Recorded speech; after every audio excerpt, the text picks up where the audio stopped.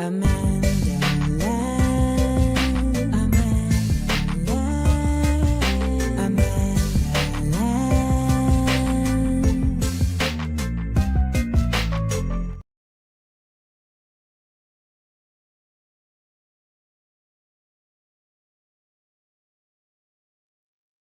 I am here. Good morning.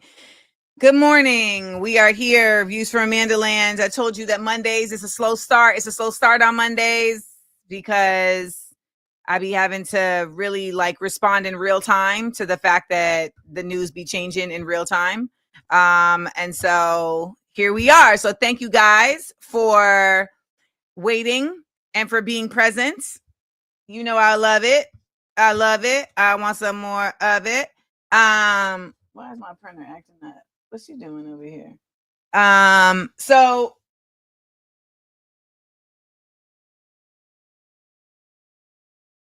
okay. So welcome. It's another day, bringing you news and truths by any joke necessary. Thank you for waking up on the right side of history. And there's just a lot to talk about, as always, and a lot to understand. And I think that's really what it is, right? It's not just that it's a lot to talk about. It's a lot to understand. Well, why do we need to understand? Because we need to be able to honestly we need to be able to know what we're supposed to do. That's why you got to understand. That's why you got to understand, because you got to know what to do. And there are some things to do. Why is it telling me that the printer is offline? The printer is not offline. Damn. Okay. The printer is not offline. The printer is right here. Come on now. Let's get cracking. It's been a heck of a weekend. And the thing that happens, the thing that really is so important to note is that so much of what happens anytime you see them. Wait, is that UPS? Is that my ring? Is that my I think my pins just got here. Hold on.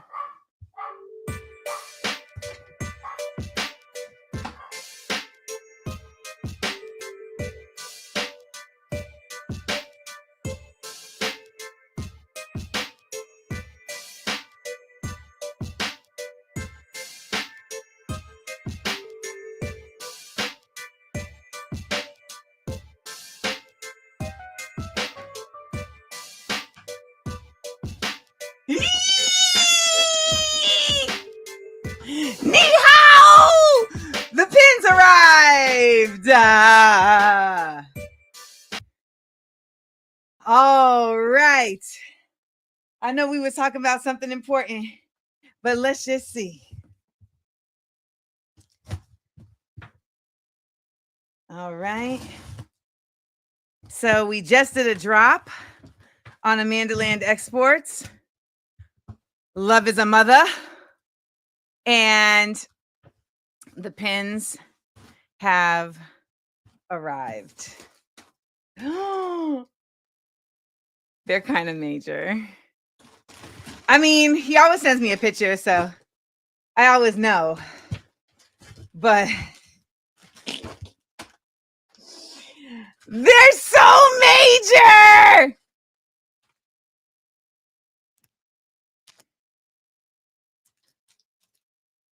Oh my gosh. Look at how Look at how beautiful they are. Oh my gosh. And the detail is nuts. Oh my gosh. This might be my favorite pin I've ever made. It feels like I'm holding love in my hands. Oh, I really like her.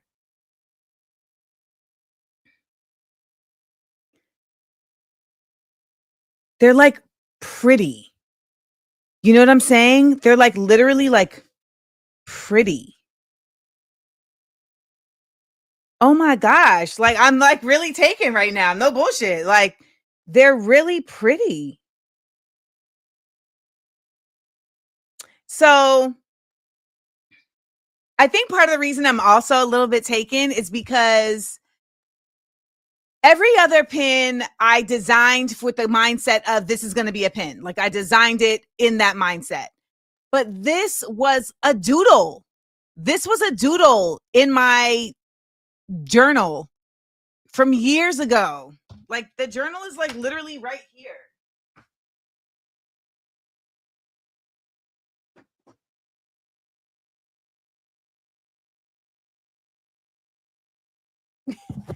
Like this is a doodle from this journal. And for some reason, this year in this journal in 2009, I was a doodling fool. Like there's drawings from this journal that are just that have been turned into full paintings. And a lot of the doodles from this journal made it into the Small Doses book that came out in 2019. So literally 10 years later. But first I was a doodling fool in this journal though. And I don't know, like, look at this doodle. That's deep. That's all the tears. That's all the tears. This journal entry is called Better.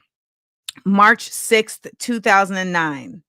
Things will be better soon. You will be better soon. The tables are turning as you write. Move with the current as it pulls you. The feelings, indulge in them. The worries, heed them. The truth, embrace it.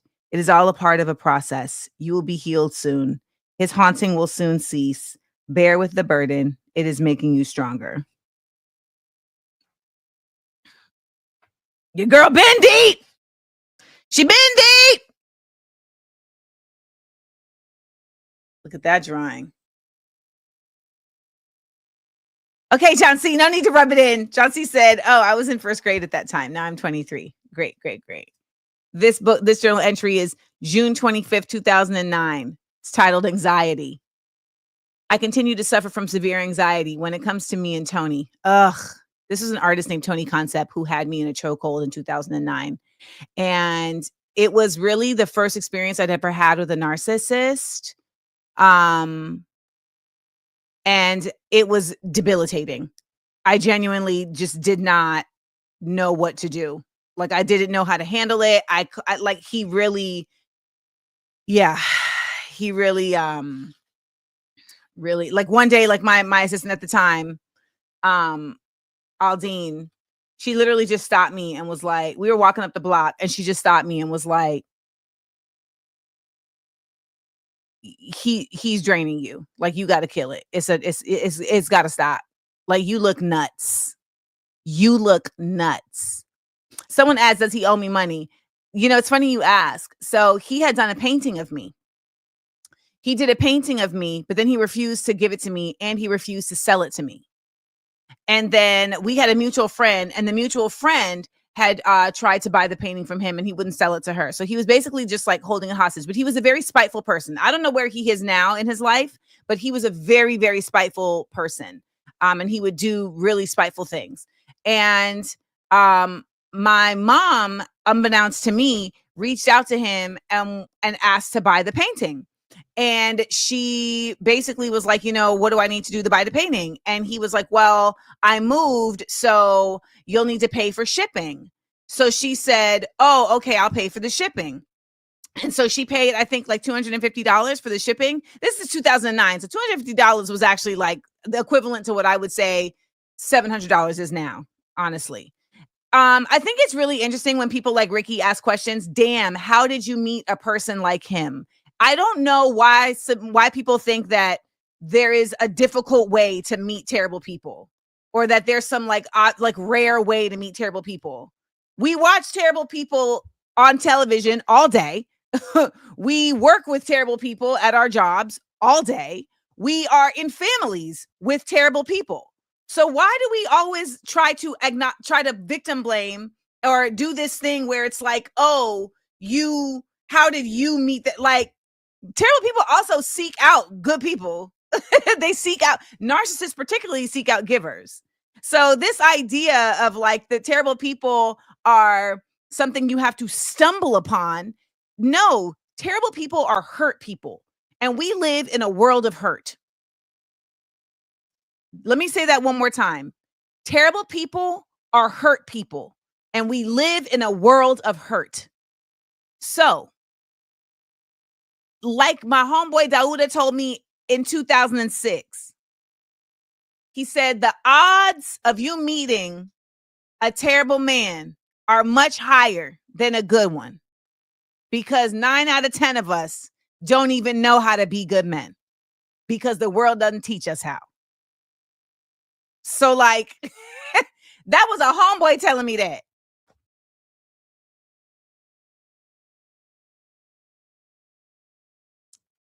Here's the original drawing.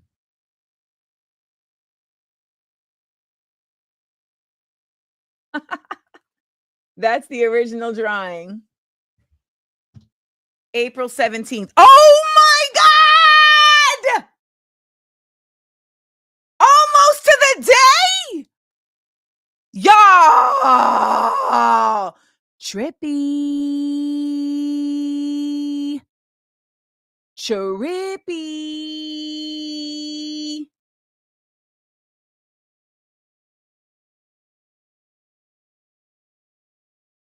Bro, I be trying to tell y'all I'm on some other wave, people. I be trying to tell myself, Amanda, you in a whole other type of sector. That's crazy. Oh my God. Oh, so my mom pays him to get the painting back. Y'all, the painting was in Jersey. He didn't have to pay to ship the painting. A broad pulled up to my crib one morning with the goddamn painting. He lied to my mother to get money from her, even though he didn't have to ship the painting. And so I emailed him and was like, yo, that's super foul that you lied to my mom and said that you needed her to ship the painting when the painting was next door in Jersey and I'm over here in Harlem. Like, why would you even do that? And he was like, that's between me and your mom. Why are you even inserting yourself?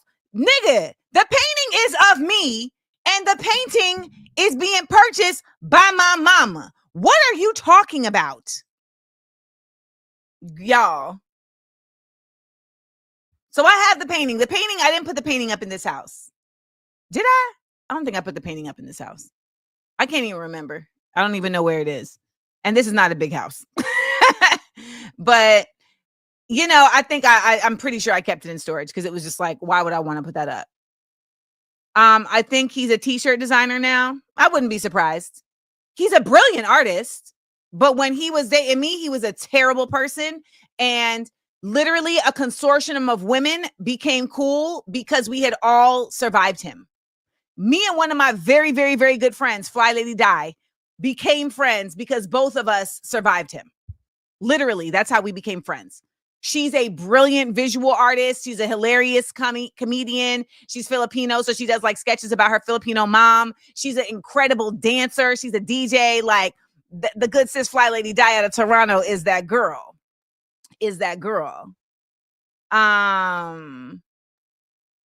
But yeah, the pen has survived, y'all. The pen was created. The design for this pen was from April 17th. Look at that. April 17th, 09. And I was just when I read these journals, I realize how much I was looking for emotional connection in men and how that was such a pointless venture because they're not even taught to have emotional connection. But that was a part of my codependency, and that was a part of my shame that I had carried from childhood, where I was not allowed to really have emotional connections. And so I was seeking them out and I could never just find them. Oh, that's a dope pin. That would be a dope pin. That would be a dope pin. So yeah, like this journal, for some reason, I was just a drawing, man. Wait, look, y'all. May 3rd, 09. OMG, I am done. No more dating. OMG, no more. I went on the worst date in the world today. Dude, first of all, I think he was gay. This man was so frail. LOL, yo, I'm bugging. LOL. Money had on a salmon colored sweater, size schmedium, and white man tight jeans with moccasins. Yo, this was the worst thing I've ever seen. I remember this date. It was a terrible date.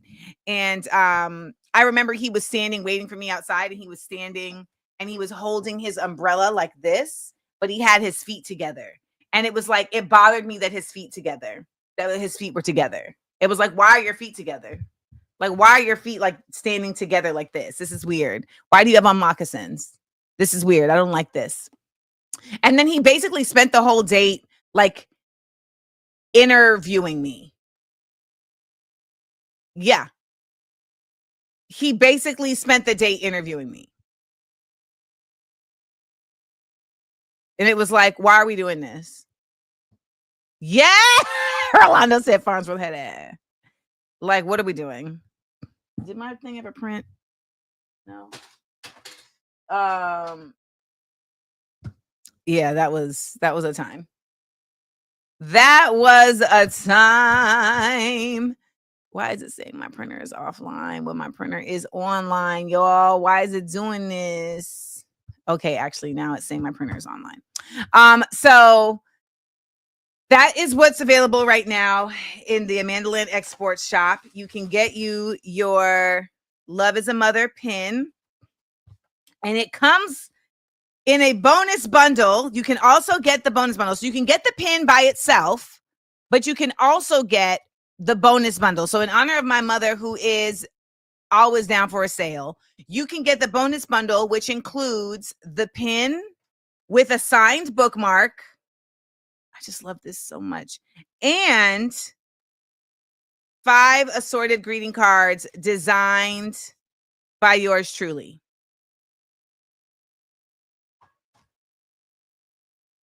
So the first one is called For the All the Love. This one is called One of One. Vibin' in Utero. Queens Raise Queens. And Mother of the Universe.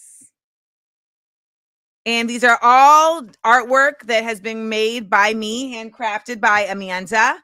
It has the Amanda Land Exports logo on the back, and it comes with 5 assorted colored envelopes. So I'm really proud because this is where I really want to be able to go with my art.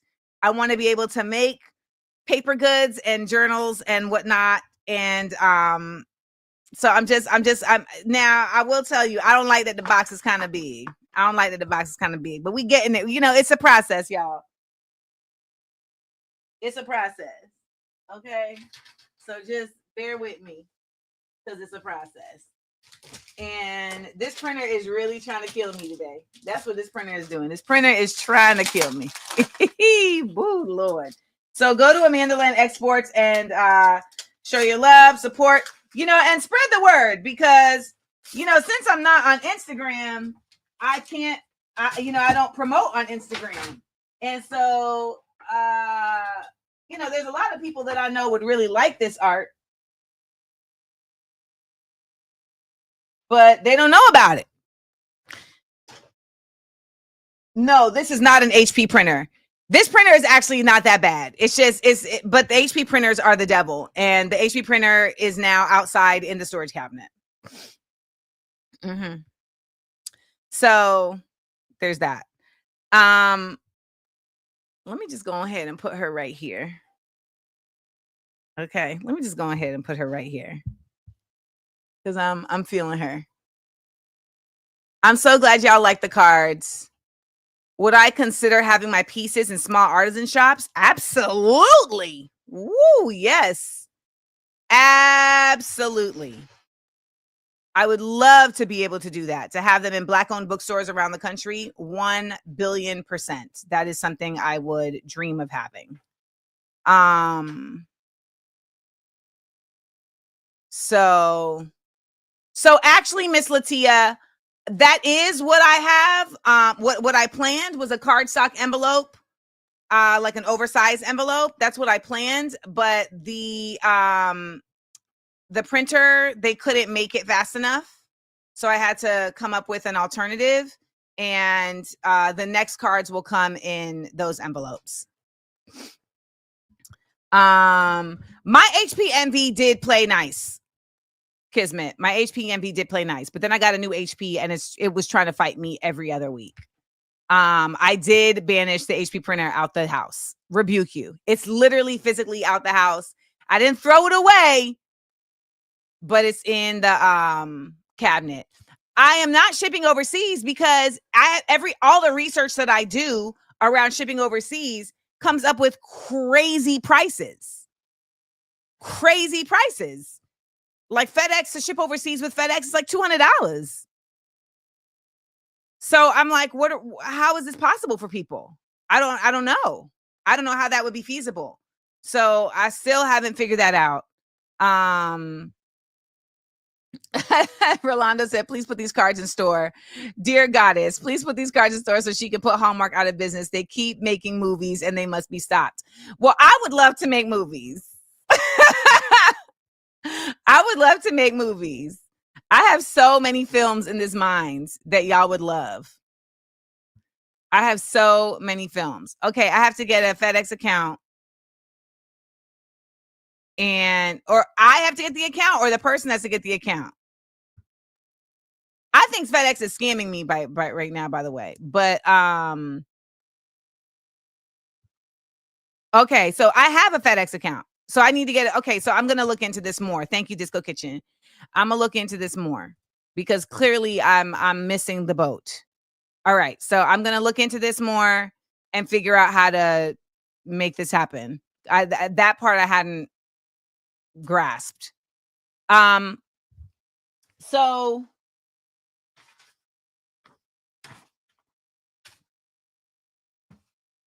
oh, it looks like I need some ink. Okay.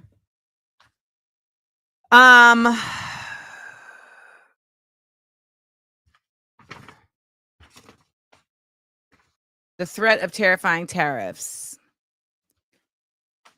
I mean, I've had the same pin guy for, I think we're going on 10 years now. I really want to go visit him in China, but they probably won't let me back in the country. But you know, I would love to get my work in small stores. I would love to be able to do all those things, but there's only so much that I as one person can handle. And it would require somebody who literally, like, that's all they do is that's like all they do with me is like they manage the stores, how much the stores are selling, making sure that the stores is giving the money, and you know that. And that's really it. Like I would love to sell my stuff in, you know, like the gift shop at the MoMA. I mean, sorry, the gift shop at the Studio Museum of Harlem. I'd love to sell my stuff in the gift shop at the Schomburg Institute. You know, so so see, that's the thing. A lot of times I don't be knowing the titles of the jobs that I need people to do. So I would be needing, yes, I need a wholesale manager, or as Pantada said, a state rep for small store sales. Yes, that is what I would need. Here comes Ross with the ideas. Always with a good idea. Ross says, we could buy 10 pins and put them in our favorite stores, like on some selling fundraiser candy bars. I mean, like, these are the things. So here's the thing about me, right? I am only a business person up to the point where it is not annoying. I find doing business annoying. I don't enjoy it. I don't like the art of the deal, the sale. I don't like, none of that stuff is interesting to me. So I only do business up to the point where I can manage still being an artist. Because what ends up happening is that the business part ends up taking over the whole thing. And yes, moment with Mel, it is because I hate capitalism.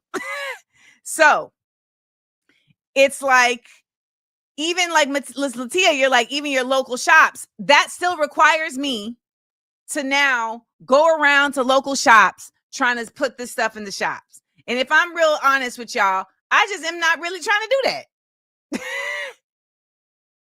I'm not really trying to do that. Like that for me is an expenditure of my energy that is better suited for someone else. And I am better suited as an educator and an artist. I was watching the documentary about Avicii last night, and I did not know that he had taken his life. And as I was turning it on, I was just Googling, and I just was, I didn't know that he had taken his life at such a young age, at 28. 28 through 31 is such a hard time. It's your Saturn return. And it really feels like your world is crumbling. And if you can make it through it, you get to the other side. And whoo, man, it is so much brighter and better. But it really is difficult to get through. And it seems like he literally just had one really dark night. And it took him out. It seems like he was on his way, through the darkness. And then one night he was just by himself in the darkness, and it took him out. He took his own life with the shards of a champagne bottle. He inflicted wounds that caused him to bleed out. And, but I bring this up because what became so much of his demons were, thank you to someone who just placed an order, was the overwhelming pressure to be a business person instead of an artist. It's on Netflix. I'm sorry. And that really is what happens. Like, that's why I stopped doing music, because I realized I started to care more about, I started to have to care more about the music than more about the business than the actual music. Y'all, I knew I had to get out of the Gap because I loved the Gap. And I was having to care more about the business than the clothes. And I love clothes. You see, y'all be like, you have such unique clothes, because clothes are art to me. And Mrs. Debbie, she said, I love my business, but I do hate capitalism. I would do it for free. Listen, I'm literally doing the art for free. I want to start a free art class. I want to start a free art class for kids. I just got to figure out how I would do that and where I could do it. But I want to start a free art class for kids. And I've decided that I'm not going to move from this country, and I'm going to stay and fight. And so I need to become a real pillar of my community in like a really deliberate way, which I was always like feeling like I needed to be more like protecting of myself. And I feel like the way that I can actually protect myself most is by being as out here and as visible as possible. You know, actually, this is a weird comparison, but that's what Monica Lewinsky said kept her alive. Monica Lewinsky said that what kept her alive was that she stayed in the press. And that if she had not done that, they would have took her out. Do you understand how nuts it is that Monica Lewinsky was made the villain? Like, when you really, really think back, like, Monica Lewinsky was a 21-year-old White House aide. And they made her the villain. Like I just remember being young and not really having a context for this. But as a grown person, I'm like, are you serious? She was a kid. Yes, Sonia. She was a kid. That man was the president of the United States and over 60 years old. She was a child. Like, come on. They acting like she was a 45-year-old woman in there doing real surreptitious and salacious activities, trying to seduce this man like he's on a beach in the movie The Firm. No. She was 100% prey by a predator. Listen.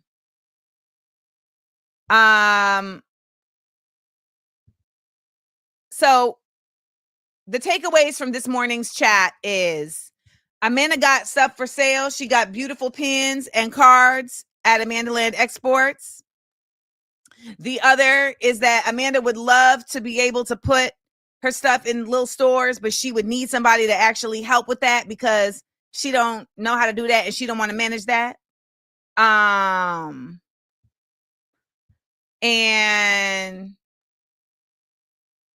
what you got a studio in Jersey, like an art studio? I mean, I'm trying to figure it out. I feel like I just need to poke around. Felicia is in all caps. Wait, this is what Felicia said to me, y'all. Felicia said, "We can help you. We can help you."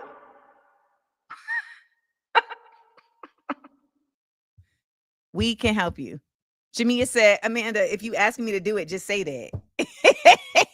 Well, actually, I want to take a point. I just want to take a moment out because Jamia, you said something in passing, and I don't want to lose sight of it. You said, "I hope I survive my Saturn return." And I want to just pay attention to this really quick because people say things that seem flippant, but those particular words are very real words. And the concept of surviving can be taken as like, oh, you know, she's being hyperbolic, but I'm going to take it literal because I'm a literal person. And if you feel that you are overwhelmed to a point where you feel like you're not able to like really push through, I really want you to from now, I need you to find your resources that are present for you. Because what I feel like happened during the Saturn return was I was very alone in my mania. Things did not really make sense. And it was incredibly frustrating and scary to see my entire world just not make sense to me anymore. And what happens is that it didn't make sense to me anymore because I was growing and I was expanding, and it was like my vision was seeing things differently. And when you're going through that, it's really tough. It really feels like you're out here on my own. Like it really does. I had friends who were going through a similar thing. And like, so like me and Brandon Victor Dixon, like I remember me and Brandon being like, "Do you feel crazy?" He was like, yes, I do. I feel absolutely crazy. It was a clip. I had a show called The Spark. I had a show called The Spark on what was it, on Black Voices on Huffington Post. And I remember him coming on while we were both 28 and we was just like, we're losing our minds. And I just remember like all of my friends at that time, like all of them turned out to be whack. All of my like New York friends at that time all turned out to be whack. No, Quentin, ain't no late. You had a Saturn return. It just may not have been that OD. But 28 to 31 is a Saturn return. And in those moments of darkness, in those moments of deep frustration and confusion that makes you feel like you're literally gaslighting yourself, remember, it is temporary. Remember, it is temporary. Aberrant Crux said, breakup, job loss, move out from breakup, the ghetto. I had a friend, I had liked this dude, and my friend was like, basically telling me like, you know, you may be liking him more than he, like I was like, I was like trying to, I was always struggling with men because I've never had good social understanding of men. And I had my own, just like, I was seeking emotion in places where it didn't exist. Right. And so my friend was basically telling me like, oh, you know, he's not really like, I don't really feel like he's like on it like that. And then a few months later, I remember I was on set with Mark Lamont Hill. He was doing some show and I was the guest, and I looked down at my phone and she was like, can I tell you something? And I was like, what's up? And she just texted me on my phone about how she actually has been sleeping with this dude for the entire summer. So after she had told me like, yeah, he's not really into you, she then went and pursued him. Yo. And Bika. And I was like, WTF? That's not cool. And she was like, well, I mean, you weren't seeing each other. And you know what? I left out a very important part of this. She had asked me after the whole, like her being like, yeah, I don't think he's on that like that. She then was like, hey, I'm really interested in GB, and you know, how would you feel about that? And I said, you do what you think is the right thing to do. That's what I said. You do what you think is the right thing to do. Never heard about it again until 6 months later. 6 months later. And she then reveals da-da-da-da-da. Okay? And then was like, well, you didn't tell me I couldn't. Listen, I have had a time. Shout out to these 40s, because these 40s is like, I feel like I'm living life for the first time with like good people in like abundance. I've always had like good people around, but like in abundance. Thank you, Nia. But yeah, Fahad all the way in Saudi Arabia said a good friend knows that means step away from this situation. Correct. I'm not going to tell you what you need to do, but,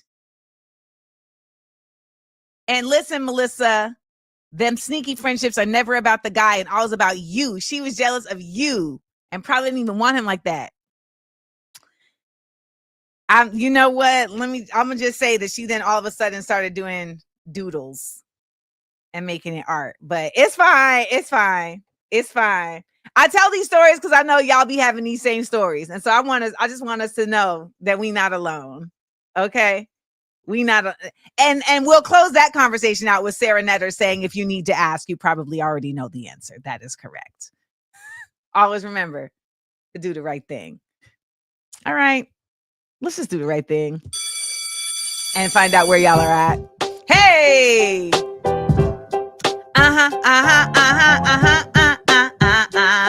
Yeah. Come on, Amanda Landers here to learn. Drop in and tell me where you're watching from. Where y'all watching from today? I want to know y'all. Amanda Landers here to learn. Drop drop in and tell me where you're watching from. Dykeman, NYC, Kettles Gay, Long Beach, California, the Bay, VA, Hong Kong.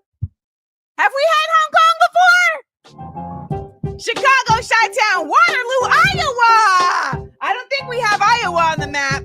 North Virginia, Jacksonville, Florida, Duval, Lima, Peru, Austin, Texas, Watley, Alabama, back in the house. Not from Jeff Bezos Rocket. Thank you, Andrew. Toronto, Canada, St. Martin, Dutch Caribbean, Brooklyn, the Big Island of Hawaii. We need to try and get all the islands of Hawaii, y'all. The Big Island of Hawaii, Manchester, UK, St. Louis, always repping. We got 3 folks from St. Louis all right here. Boom, boom, boom. Czech Republic in the building. Manelli always watching and repping from South Africa. We got Phoenix, Dallas, Texas, Tampa, Florida, Ludowici, Georgia. Never heard of that. We got Baltimore, Maryland, Broomfield, Colorado, Portland, Oregon, España, Mexico City, Ciudad de Mexico. Shamika's over there in White Plains, or Black Plains, I like to call it. Holding it down in Boise, Idaho. Connie's repping. We got Newport Beach, California. We got Tenerife. We have the Canary Islands. What are you talking about right now? The Canary Islands? Oh my gosh! We got Los Angeles, California, East Orange, New Jersey. Free Carmelo Anthony. That story don't sound like it make no sense. It sounds like that boy was set up and they are trying to call it something else. We got Lil Tacoma, Washington. We international with it, y'all. We international with it. Right here at Views from Amanda Land. Okay. Jamia said, can I count for South Dakota? Because I used to live there. No. All right. Y'all, so we have to add Iowa, Portugal. Oh my gosh. We have like several pins to add. We have several pins to add. Okay. Ethiopia? We never had Ethiopia either. Oh my gosh, y'all.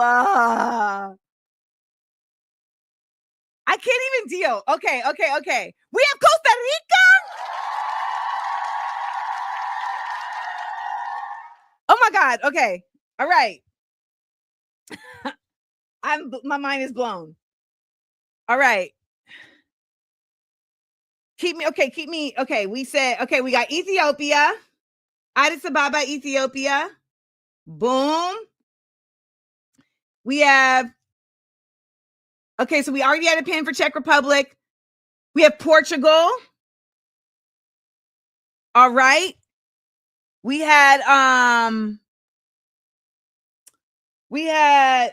Canary Islands. I'm gonna just put Hawaii on here as well.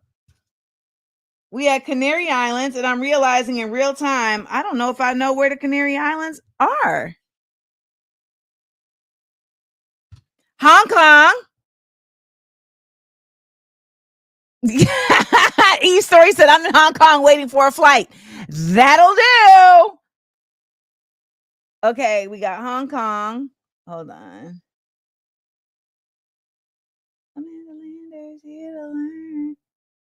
Ooh. I am failing at geography right now. Why am I not locating Hong Kong? Isn't this Hong Kong right here? No. I'm gonna have to find y'all. I'm not shining right now. Shining. I'm not shining right now. I'm not shining. It's attached to China near Hainan. There it is. Okay, I was like, because I know that's the whole beef with Hong Kong. They're like, we don't want to be attached to China.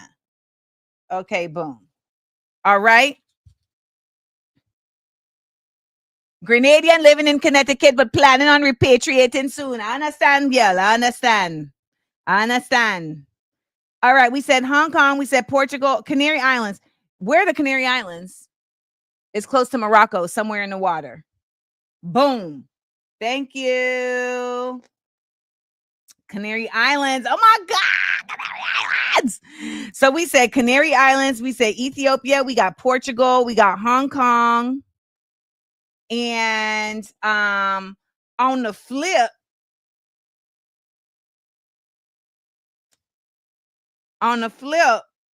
we got Iowa in the building today. We ain't never had Iowa before. All right. Oh my Washington pen done fell out. So look at us. Yes, we have Brazil.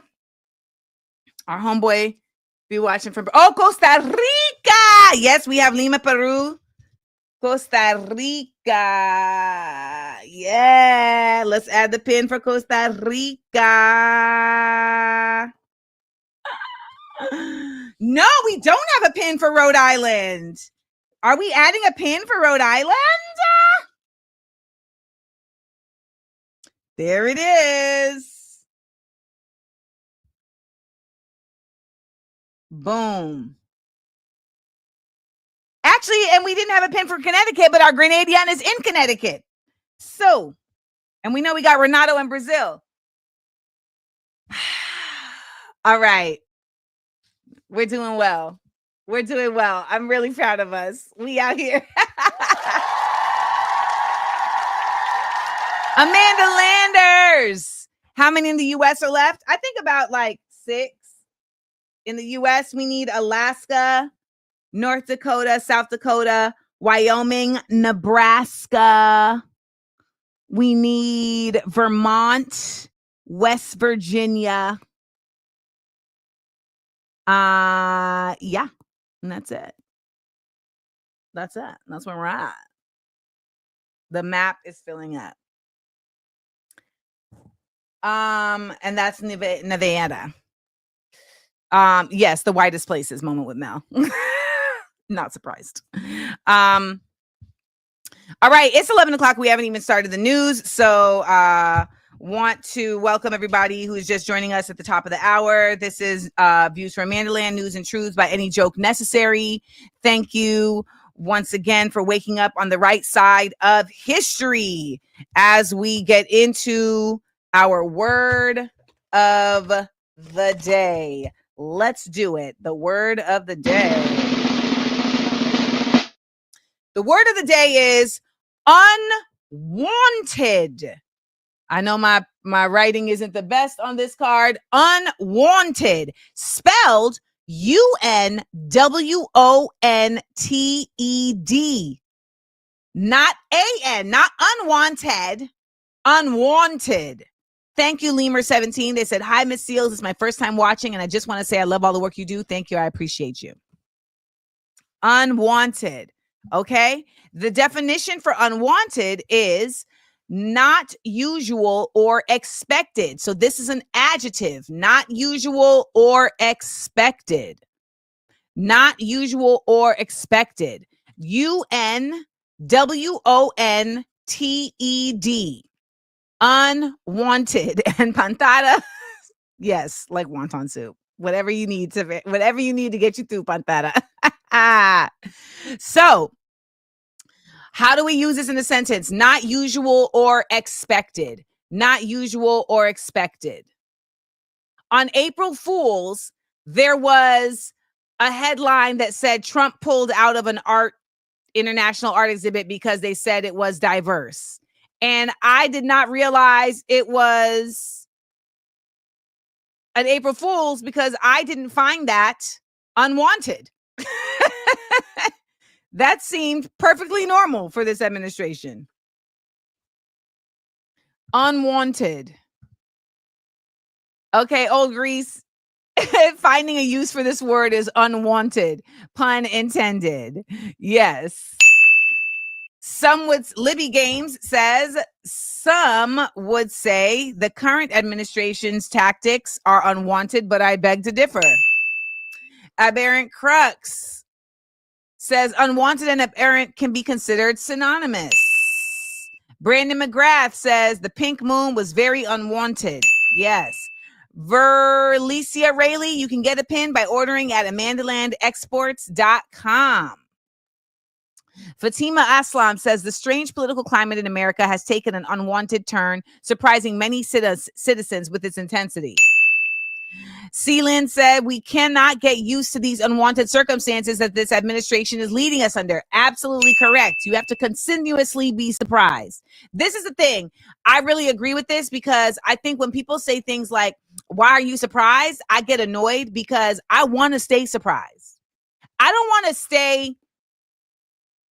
I want to always be shocked at people's descending levels of humanity, because that shock for me is what will keep me on my toes. That's what's going to keep me on my toes. So like, I don't ever want to be like, oh yeah, here they go again. No. Pantada said change is not unwanted, but so many don't want it. I love how I'm trying to do, I want it to not be unwanted. And so I keep making it more and more British. Unwanted. Amanda shared the unwanted experience of seeing the full circle of her new pin. This was great use of the word, Ross, because I feel like it can be connotated as a negative thing, but I don't think it has to necessarily be a negative thing. It's just unusual. And unusual doesn't have to be negative. I had to leave Hollywood because I realized I was unwanted for being unwanted. Ooh, I'ma just end it on me, y'all. I'ma just end it on me. Yeah, that was a good one.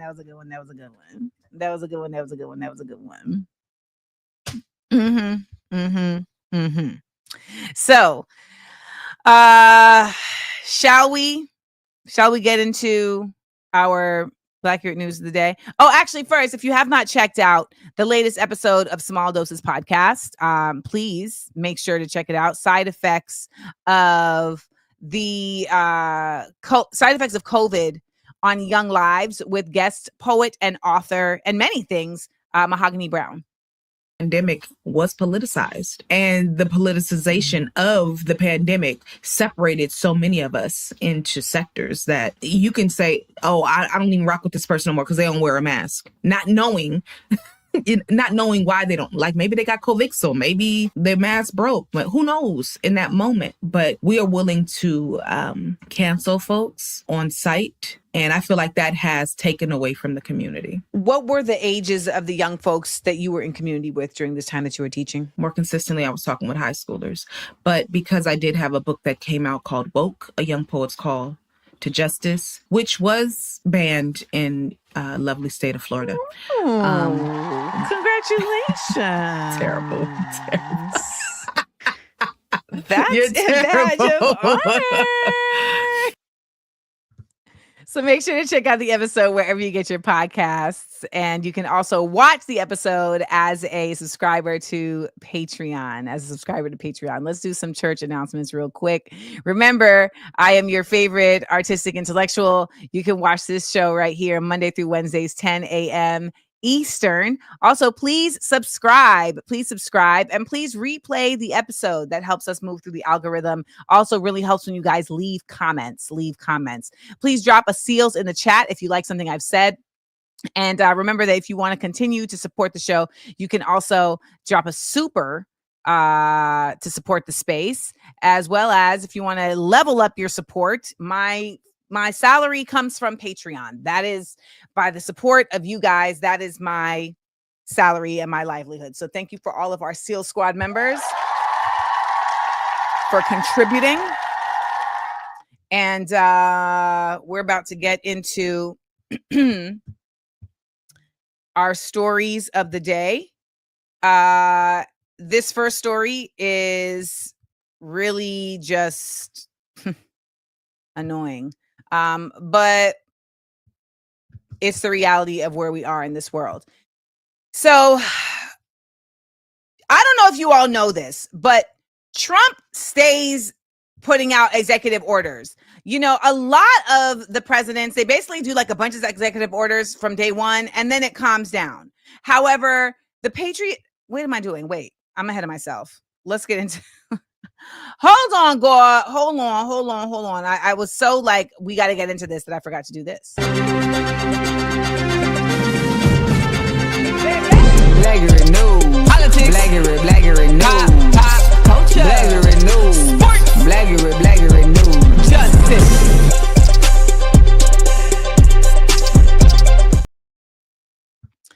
Okay.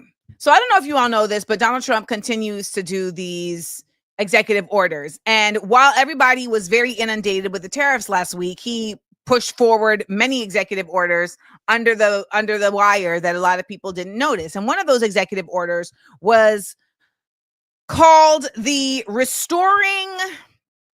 I'm gonna just put it up on the screen for you just so you can see it, because it's such nonsense that you're like, are you serious? Yes, he's serious. Restoring Truth and Sanity in American History executive order. Okay.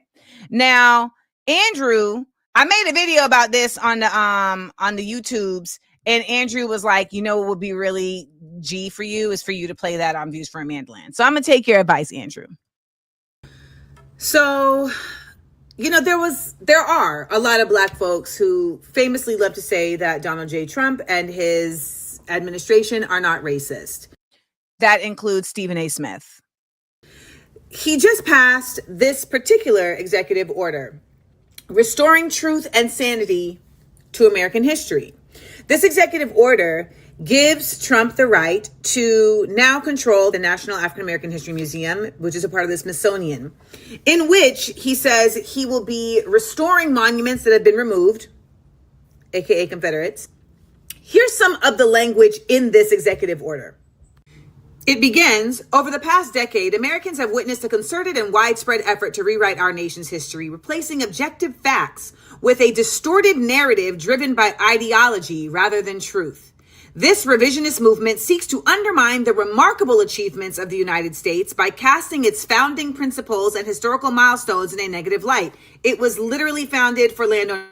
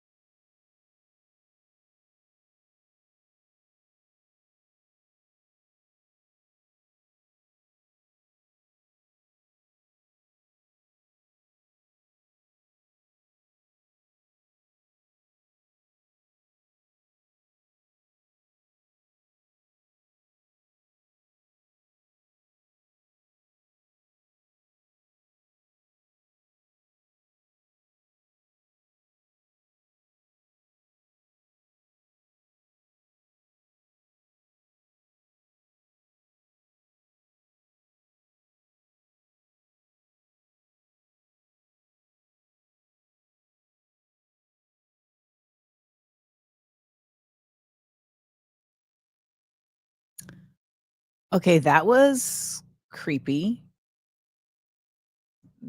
The electricity. Can y'all hear me?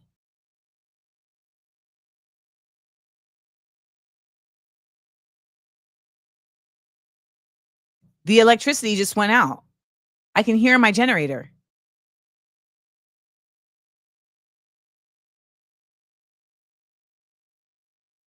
And I know it went out for everybody else because I saw everybody else's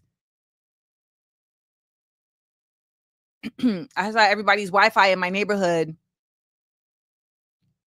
disappear and start coming back. My Wi-Fi still hasn't come back. I'm on my hotspot.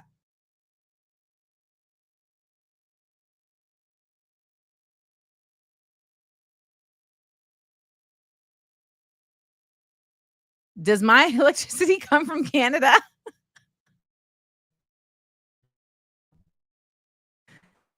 Does my electricity come from Canada? Oh no. Hold on.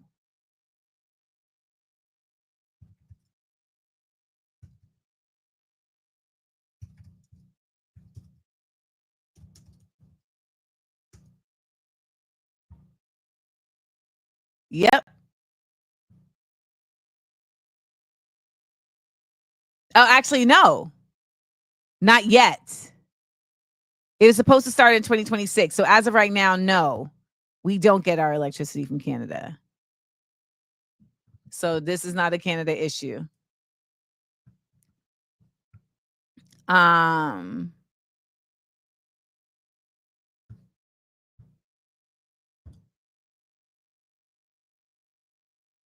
I can literally, my generator is right on the other side of this wall.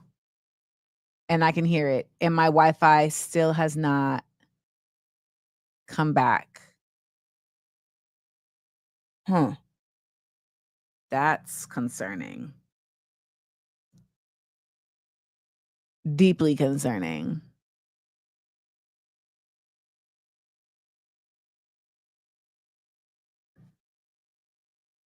Did Kathy lose her electricity? Not Brother Amir in the chat. I don't know, Brother Amir. But I didn't get a note. You know, usually if the company Amanda, speak.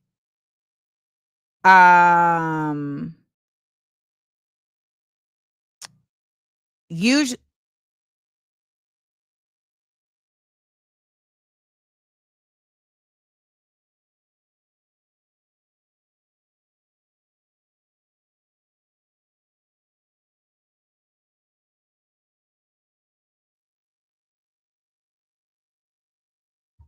what's happening?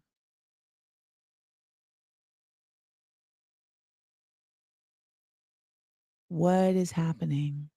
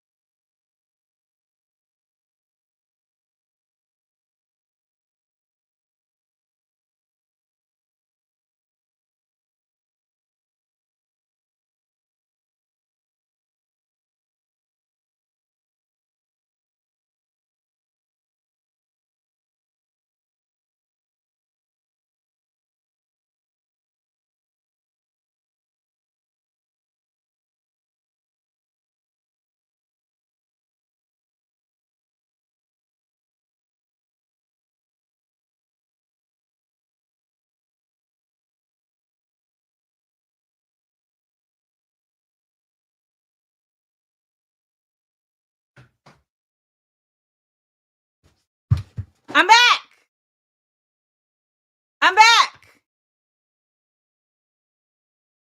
Can you hear me?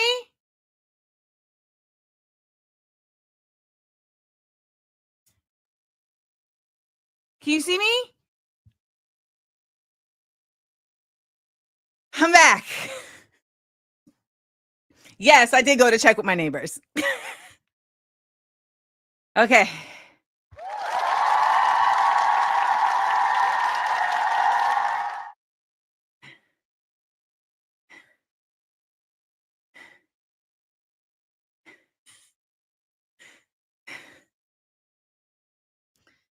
Okay. Okay.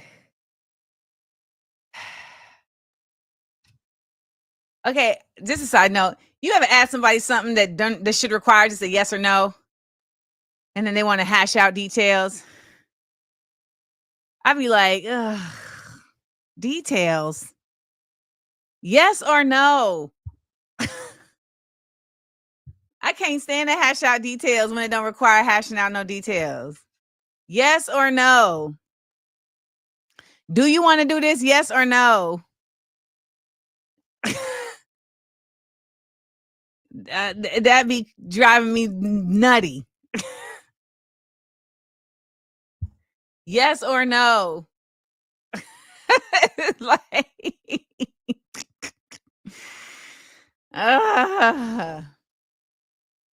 so apparently the power be going out during this time of year because of the wind and whatnot. But I've never heard the generator go on. So that was wild to hear that. It said,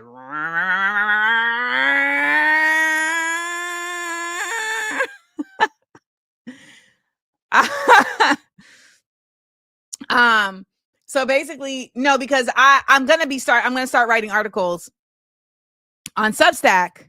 I'm going to just, be my own independent journalist in that way.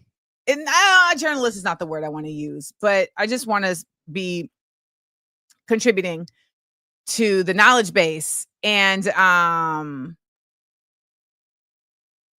had hit up somebody I know that I used to work with that has a site that they don't really put up a lot of stuff like that. But considering the story I'm about to tell you, I feel like we need to be presenting information that is, particularly when it is specifically about Black folks. We need to be really like making those of us who have media platforms need to be making it our business to integrate intellectualism, even if our site is about gossip or our site is about hip hop or our site is about relationships, etc. I just think that it's very necessary to be just sliding that stuff in, because a lot of times people will not, they won't stumble upon it. And one of the biggest issues I have with social media is that the algorithm really silos you from having access to information. And that's the printer. And that's something that I feel like is something that can be easily countered. So I hit up my boy like, hey, when I write articles on Substack that are relevant to the Black community, would you be down to post it on your site? You don't got to pay me or anything. Let's talk about it. Let's get on the phone and hash out the details.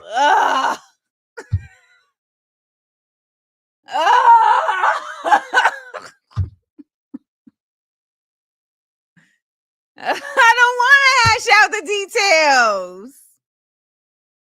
I don't want to hash out the details. Just post it. Just post it.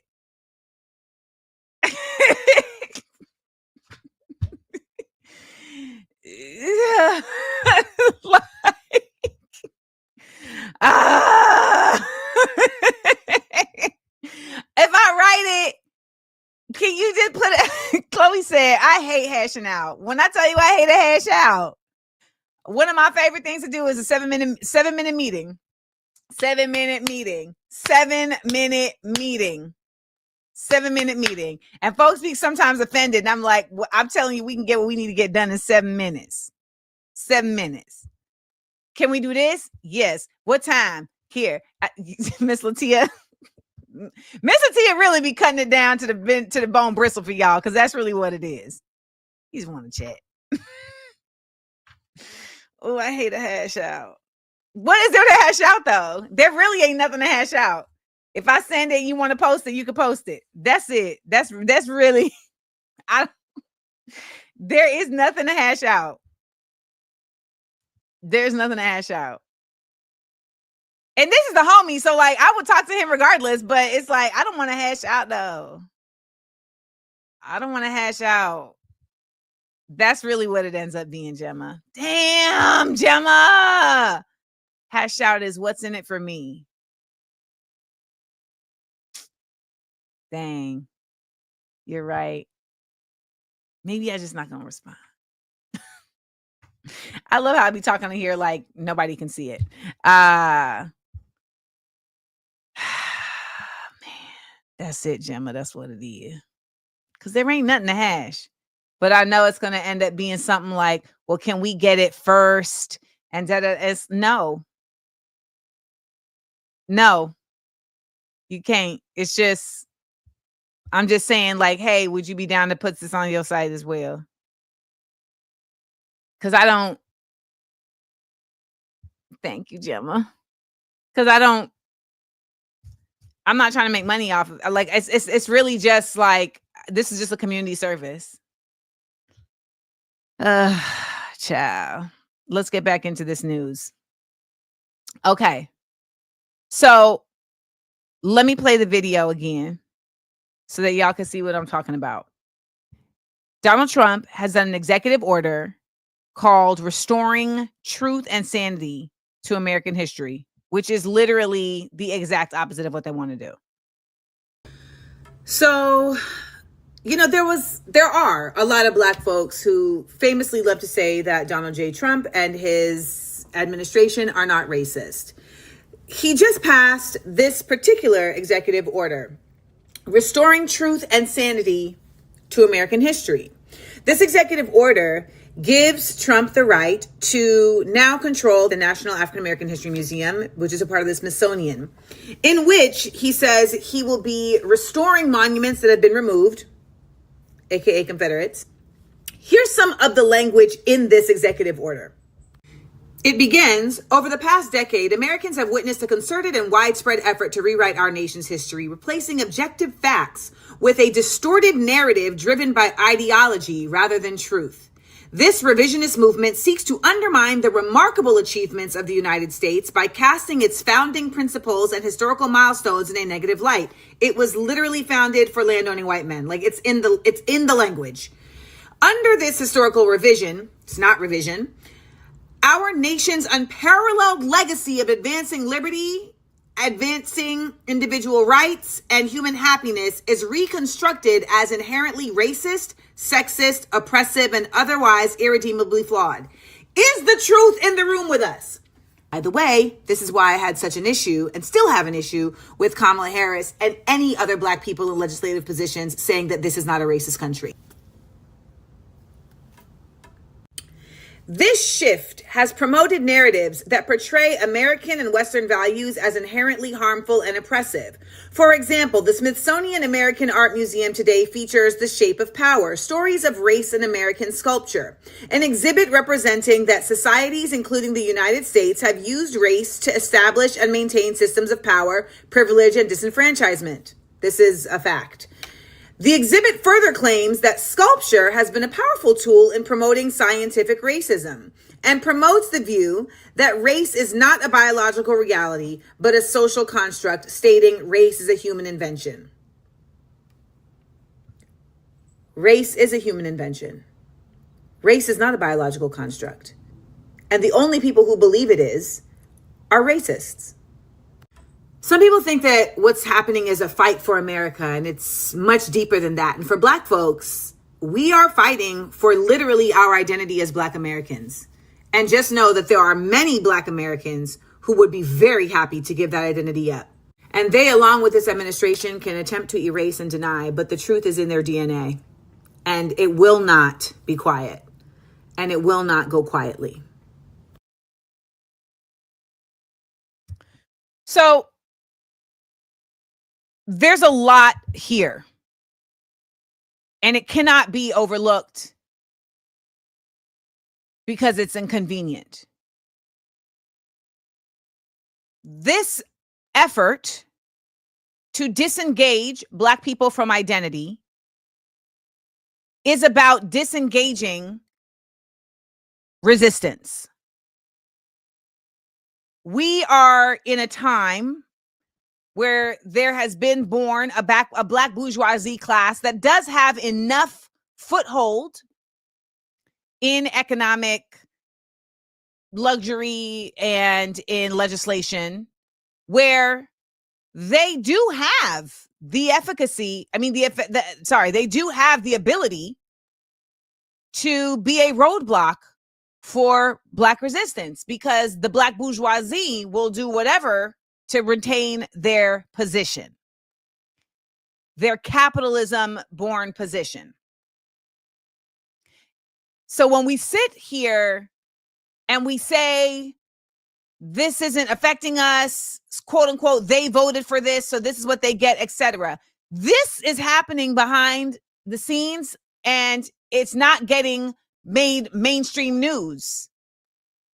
But it is the very clear directive of this administration to erase the unique existence and experience of Black people from this nation. This has already happened and attempted to happen in cohesiveness with all of the Native American societies that existed here. That already happened. There was a number of First Nations. And now many of us cannot name more than 5.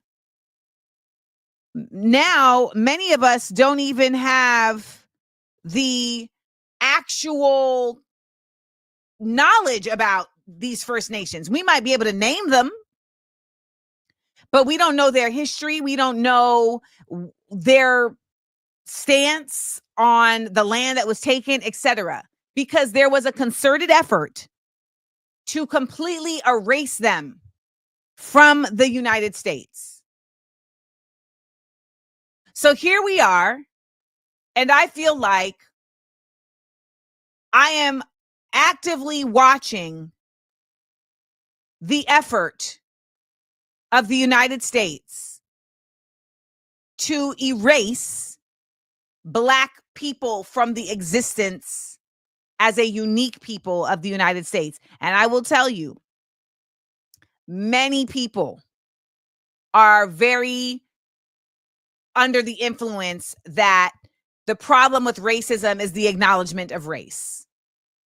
And so in the idea of, well, if we would just stop talking about race, well, here we have somebody who is the president of the United States and is actively stating that race is a biological, actualized thing. It is not. Eugenics has been debunked for quite some time now. If you need to go and read The History of White Folks, if you need to go and read Stamped from the Beginning, if you need to go and read the what's it called? I'm blanking right now. There are numerous texts. There are numerous texts that can illuminate for you how race was created and for what reason. So I want to bring this conversation to the forefront of your mind, because I've been saying this to y'all, and I've been saying this to my friends, that a lot of Black people in the United States don't really understand what's coming for us. They don't really grasp that everything that they're doing right now, in the case of laughing and enjoying themselves in the midst of other people's pain, is short-lived. And if that's what they need to do to restore, okay, because the fight is coming to your doorstep. And the question is really going to be, What does being Black mean to you? Is it worth saving? What is your identity, Black people?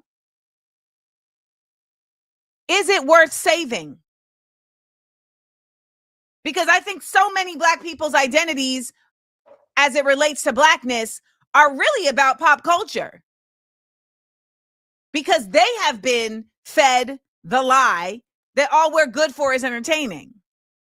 And that our identity is not deeper and more connected than that. Even though there is also a wealth of knowledge and research and wisdom that proves otherwise.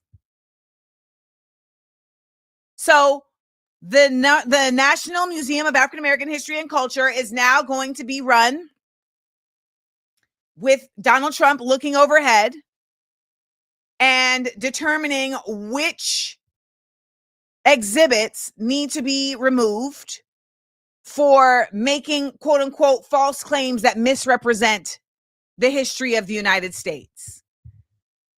I don't use cast. I don't agree with her thesis in cast. I feel like her thesis in cast is very it kind of like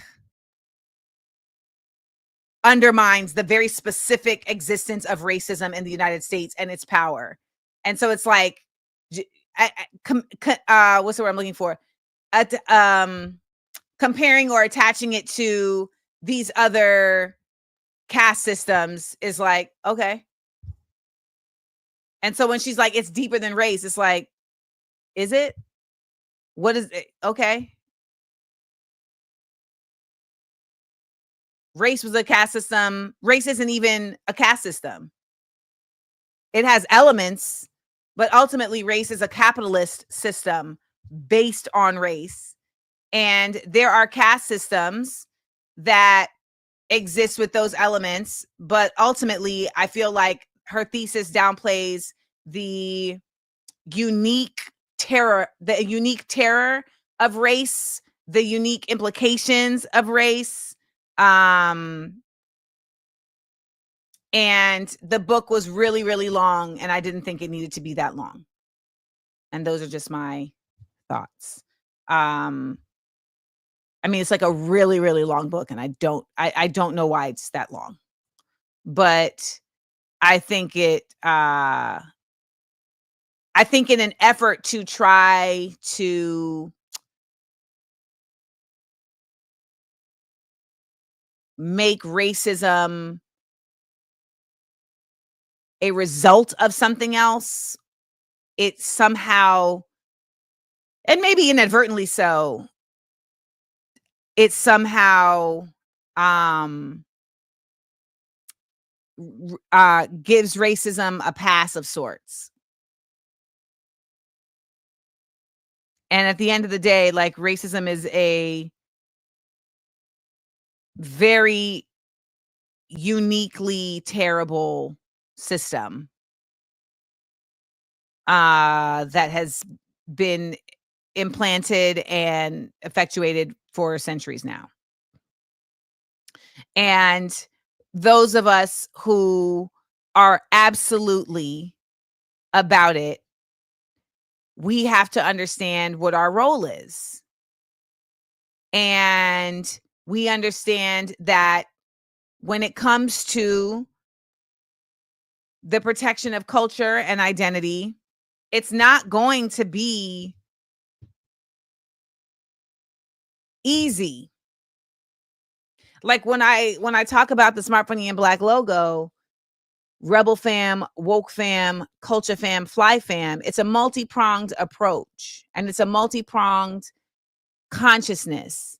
It's understanding that the fight, that the intellect, that the art, and that the identity and uniqueness all have equal they all have equal importance.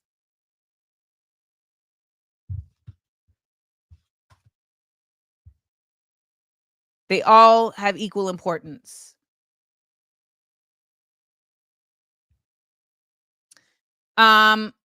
it wasn't just class. Race wasn't an adjective that simply identified class. Race was an adjective that identified literally human beings, whether or not somebody is a human or not. So it wasn't about class. It was about level of humanity. Remember, the reason they were telling themselves that this was okay was because they had to tell themselves, well, these people are savages. They're not as civilized as us. These people are also not Christian believers. So their souls are not as saved as us. So it wasn't even identifying class. They were genuinely saying these people are less human than us. These people are less human than us. And so we can kill them and we can sue them. And I don't believe it always went back to class. It was because class at least acknowledges that you are a person. They weren't even acknowledging that we were people. We were literally considered 3/5 of human in order for the Electoral College to exist. But beyond that, it was putting us in cages, in zoos, etc. So it wasn't simply just class. Class was women are in a different class than men. We were property. We weren't even a part of the class hierarchy. The Irish were in a different class. The Italians were in a different class. We were not even considered a member of the society. So that was the whole point. If they're not human, then we can dispose of them. This is what we are witnessing in Palestine, literally. And Gemma comes through right on it. We are currently normalizing the genocide because American folks have allowed this normalization continue. When you see the constant dehumanizing of Palestinians as animals, as, they're terrorists, etc. All of that is is literally an effort to dehumanize people so that stealing from them is not against humanity. It's not a crime against humanity. That is the goal. We're going to dehumanize these people so that we can tell ourselves that our souls are still pure. It's a wicked, wicked mindset. It's very, very wicked and sinister. And all of it also ends up coming back to religion in many cases, right? It ends up coming back to religion. I don't know if you just saw, but there was now a federal thing put out there in the world a federal initiative put out there in the federal government that says you need to report members of the federal government who are speaking about anti-Christianity. I want to read y'all a passage. Hold on.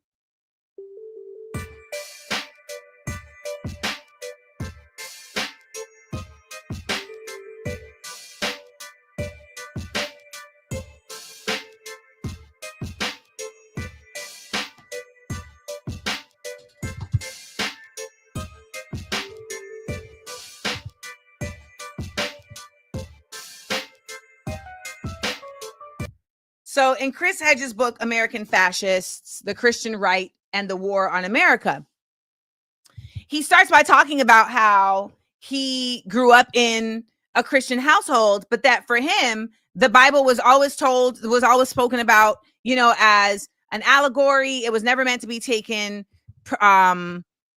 literally. And that if you are to take it literally, then there's so many hoops you have to jump through because it contradicts itself over and over again. But he said something that I think he has a quote in here from Reinhold Niebuhr, which says, religion is a good thing for good people and a bad thing for bad people. That's it. Religion is a good thing for good people and a bad thing for bad people.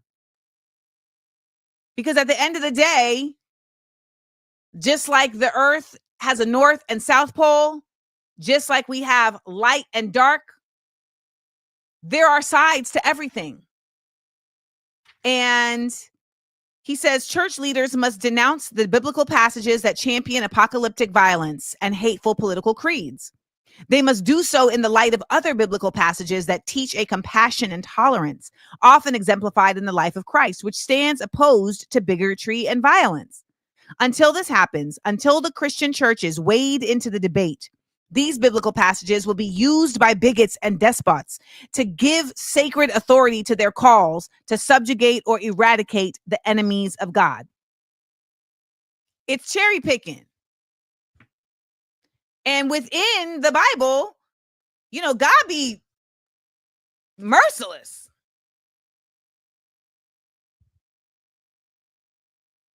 It's written by a bunch of different people with a bunch of different experiences and points of views and perspectives.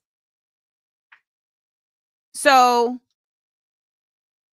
it's really frightening to see how folks are missing the really strong tent poles that are happening because they're so caught up in the money. When you have all these schools that are saying, oh, we're going to put the 10 commandments, these states saying we're going to put the 10 commandments in the schools. When you have these direct orders saying we're going to ignore the separation of church and state and now encourage federal employees to report folks who are anti-Semitic or anti-Christian, what are we talking about? And what is anti? Because that's also the whole point of being in America, in the United States. So when people are not seeing these liberties be stripped out from under them, and when they do see it and they don't speak about it, they don't challenge it, they don't rise up,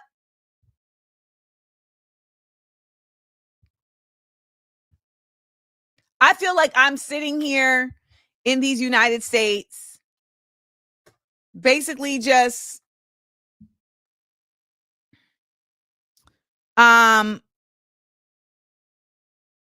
waiting for folks to see what really is, because they will see.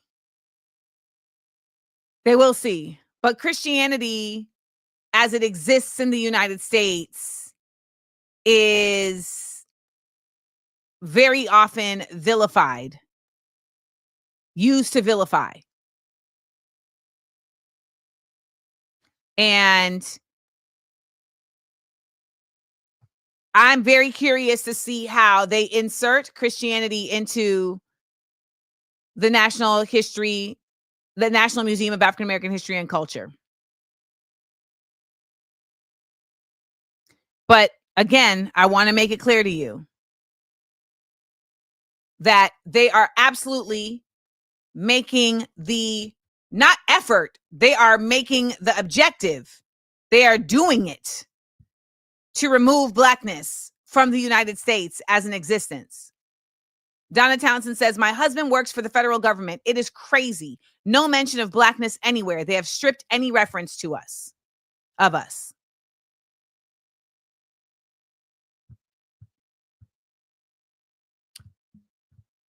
I don't think McCarthyism is what we're talking about. I think it mimics McCarthyism. McCarthyism was also very specifically about communists. And McCarthyism was very specifically political.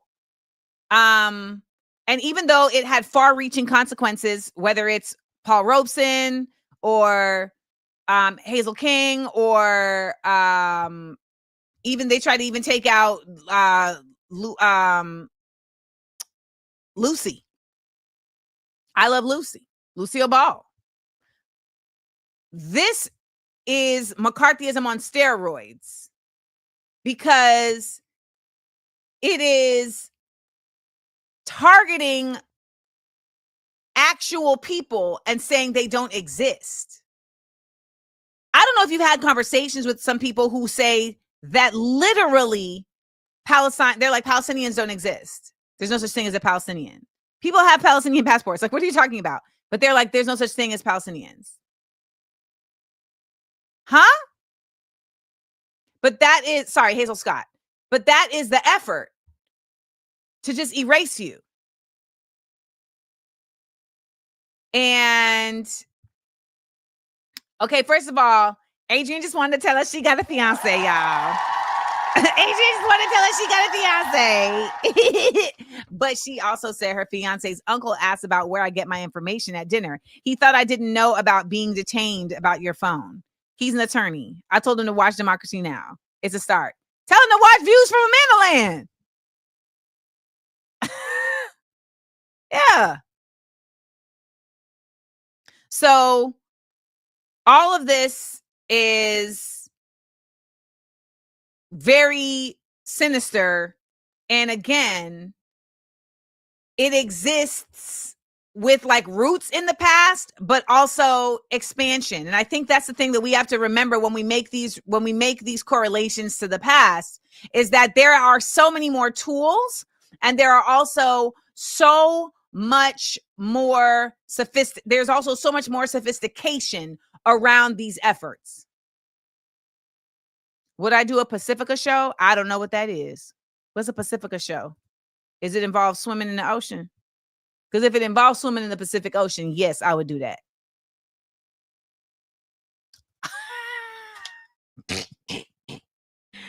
The shade. Okay, that's fine. Put him in 101, because this is definitely a 301 class. I still don't know what Pacifica Radio is. I still don't know. I'm a Google though. I'm a Google though. I hope Primary Partner knows that's what makes them primary. All right. I'm a Google though. So we are considered radical, and that is so nuts to me that we are considered radical. Oh, Democracy Now! Is considered a Pacifica show? What is Pacifica show? It's a nonprofit organization. Pacifica Foundation is an American nonprofit organization that owns 5 independently operated, non-commercial, listener-supported radio stations known for their progressive liberal political orientation. Absolutely. Yeah, I would do a Pacifica show. Mm-hmm. That sounds right. This is a 400 class? Dang. This is a 400 class. So there you have it. Ayanna Pressley has something to say about it. I'll play the video for you just so you can see what the people in the Congress is saying. Today, in vigorous opposition to occupant Trump's hostile and insecure attacks on Black history. Black history is American history. Dictators tried to shutter museums, censor history, and whitewash the truth. But we know the truth. We hold these truths to be self-evident, that centuries of bondage and enslavement brutalized Black bodies and tore apart Black families, that Black women have been the mother of movements, that Black folks have endured redlining and pay disparities, and yet still we rise. Black brilliance exists in every corner of this nation, from the stage to the court, to the classroom, to the halls of Congress. I want every single person, certainly every single child who calls this nation home, to walk into our Smithsonian museums, including our beautiful Blacksonian, and see our collective history, accurate history, on full display. I want them to see themselves in our struggles and our triumphs. I want them to be inspired by the lyrics of Etta and the speeches of Malcolm and the leadership of Fannie Lou. It is by studying our history we learn how to overcome the systems of oppressions, the reckless whims of petulant men thirsty for power and the will of dictators. My Blackness is beautiful, and Black history is American history. I yield back. I really do appreciate her going on record with that. One thing I will say though, my only note is it's too smart. It's too erudite. They like, she using too many syllables. I'm waiting for them to show up in dashikis though. I'm really waiting for them to show up in dashikis.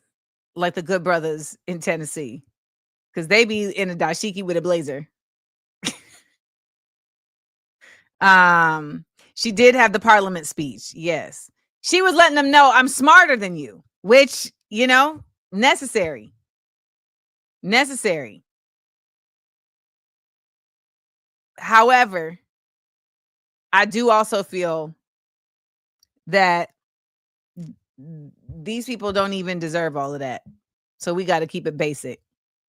Y'all wildin'.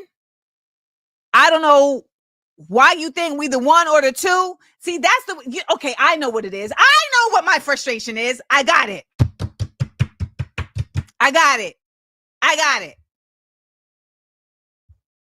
I want to see them, when they do these talks, not talking to Congress, but talking to us. That's actually what I want to see. That's actually what I want to see. Because, like, you're speaking on deaf ears. You know? You're speaking on deaf ears. So I want to see the speaking to be being done to us. Do you see what they doing in here? Do you see this? How, like, that's actually what I want to see. There's, you know what, Kevin? You just nailed it right there. Kevin said they speaking in C-SPAN. That is exactly the language. They're speaking in C-SPAN. Because I'm like, I'm, you know, I like Ayanna. I've spoken to Ayanna several times. And I think she's a kind person from what I've experienced. But, and you know, the appeal of Jasmine is that it seems like she's speaking to the people, but she's still running around for them. So hopefully Jasmine will get it together and see the true reality of how she's being used. But until then, you know, she's still doing their bidding. And, you know, but for on the surface, because I don't swear for nobody that I don't actually know, but on the surface, I've had good interactions with Ayanna and with Representative Presley. And I think it's great that she consistently pushes back. I do feel, though, at a certain point, it becomes, we need to really be about talking to the people. Yeah, her, you know, Jasmine's last comments about the immigrants was literally her version of Kelly Osbourne on The View talking about who's going to clean your toilets. That was, I was like, and you know, the thing about it is that them kind of slip ups, they are telling. Fantada said, my seal calendar picture is not matching my rage. Good. You got to stay balanced. You got to stay balanced. Priscilla, how do we move from here? Aside from staying informed and protesting, I don't know what y'all expect. Staying informed and protesting, people can't even do that. What do you mean, how do we move from here? They can't even do that. People can't even stay informed. Protesting? Who's protesting? Coming out to a rally that was planned by Democrats? Come on, man. We can't even get to we're not even doing the basics yet. We're not even doing the basics yet. Where do we go? What do we do from here? People aren't even challenging each other to be more humane. People aren't even like, hey, what are you doing about the immigrants being snatched off the street? Did you know that they're trying to shut down and erase Black people? No, people are concerned about their Social Security.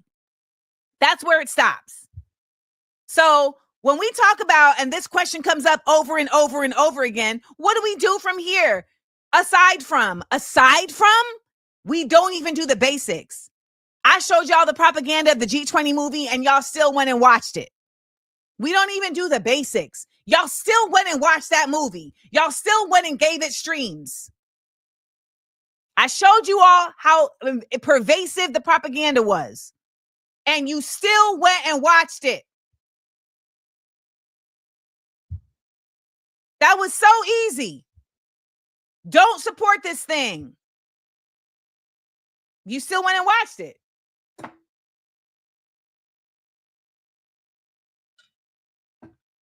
So it's like, I'm not going to try and like make you feel better about the reality of where we are. We're here because so many of us don't even know what rallying and staying informed means. You know what staying informed means for a lot of people? Watching mainstream media. You know what staying informed means for a lot of people? Only informing themselves about that which directly affects them. I don't have social media. I don't have social security. I'm not an immigrant. I don't have kids in school. All of this affects all of us. So I feel it is important for me to be informed about it. So when we talk about the necessity of needs in terms of like, what do we need to do? Let's just start basic. Can you boycott? Do you have the diligence to boycott? Do you have the commitment to boycott? So someone said economic boycott and then what? Why are you asking about and then what?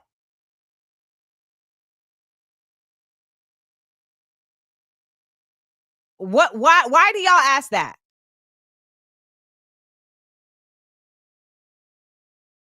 What's the real reason that you ask that? And then what? Like, I want to know what the real reason is that you ask and then what? Because I don't really feel like I don't think it's genuine. So I want to know because I'm missing it. You know, Argentina right now. Thank you, Jax. That's what it comes off as. And if this is not your intention, this is what it comes off as. And then what presents as if what you think we're talking about is futile. That's what that reads as. And if that's not the intention, so be it. However, I think most would agree that the and then what's are going feel like the assertion is nonsense unless there is an and then what. So in Argentina right now, they have their own Trump, Milei. Milei is literally who gave the chainsaw to Musk when he was on stage at that convention or whatever, because that was his thing, that he was going to chainsaw, he was going to hack up the past of Argentina and bring it into a new future. In doing so, he has cut money from pensioners. And so the old people was out in the streets. The literal police was beating up old people in the streets. Okay. So then folks said, nah, we can't have them beating up old people in the streets. We got to get out in the streets with them. So then the soccer players went out in the streets, the soccer supporters. And, you know, I don't know if you know, Argentina don't play about soccer. So the soccer folks came out in the streets and was defending the old folks who was fighting for their pension. On the heels of this, Argentinians said, we strike him. We strike him. And they was not playing. Okay? Let me tell you, the general strike in Argentina is showing us a way of fighting. He has, look at Renato is right there in Brazil, right next door. He has destroyed Argentina. So on Thursday, April 10th, last week, there is a general strike that took place that practically paralyzed the country, the economy. This is coming from www.leftvoice.org. Tens of thousands had taken to the streets with the retirees because this has been going on. It's been going on. It's been going on. And the next day, April 11th, Friday, the Argentinian Union Federation, the CGT, called a general strike that shut down trains, subways, schools, hospitals, industry, and led to a cancellation of more than 300 flights. And the strike didn't just happen in Buenos Aires. It spread to Cordoba, to Liniers, to Rosario. And these retirees have been in the streets for weeks. Like, this is not some overnight thing, which is what I know y'all be thinking. Y'all be like, well, why can't it just happen? Y'all don't understand that. We have been at the beginning of this still. We're still at the beginning of this.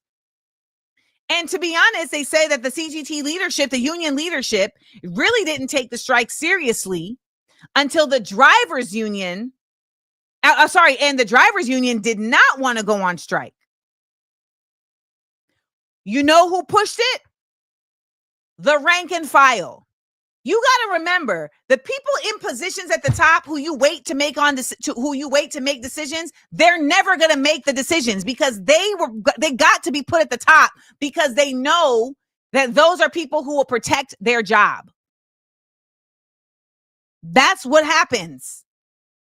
The people that you see that get to the top, they get there because they are trusted with going along.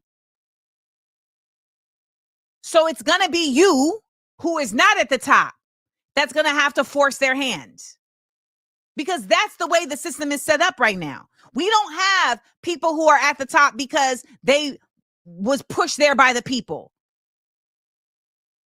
As somebody who has consistently been attacked by the people for pointing out the problems at the top, I can tell you, our people here don't even understand that concept. I was literally smear campaigned, and then an entire internet went along with it for challenging Kamala Harris to produce policies that would engage more of a constituency. And I was told that I was being problematic. Of course, some people would say, oh, you're being problematic because you are going to push people to vote for Trump. That's wrong, but fine. But you know what the number one reason was that people were telling me I was problematic? Because they were saying, how dare you challenge Kamala Harris? How dare you? She is the vice president. How dare you? How dare you challenge her? You're being disrespectful to her. Did I call her out her name?